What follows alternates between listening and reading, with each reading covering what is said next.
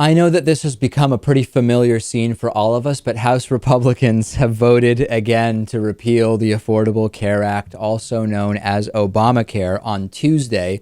Along party lines, Republicans have now spent almost $80 million of taxpayer money trying to repeal the law, which is guaranteed to be vetoed even if it somehow reached President Obama's desk.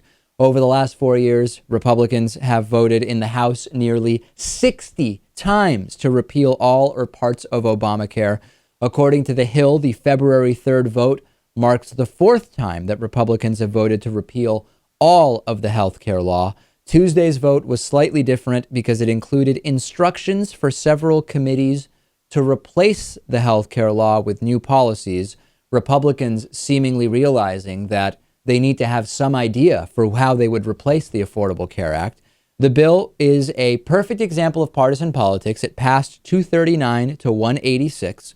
All but 3 Republicans and 0 Democrats pushed the bill through.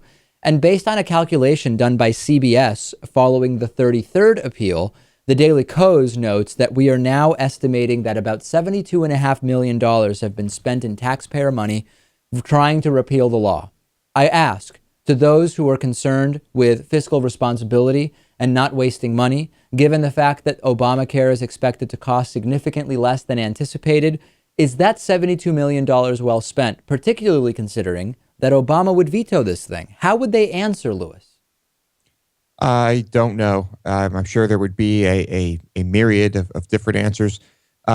Let's remember, too, that Obamacare, despite, yes, costing money, in the long run will end up saving Americans a lot more money than it's costing, assuming that it sticks around. But that's if you believe the lies, Lewis, because as we know, financial predictions are worthless when they come from a Democratic president who connects those numbers to policies that you don't like because they sound communistic, in spite of the fact that an overwhelming portion of America actually supports the provisions of the Affordable Care Act. We can't trust those numbers.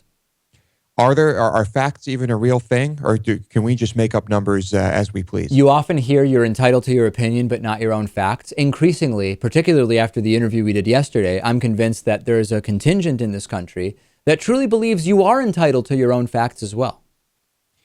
It seems that way. It seems that most of the Republicans in Congress would agree with that.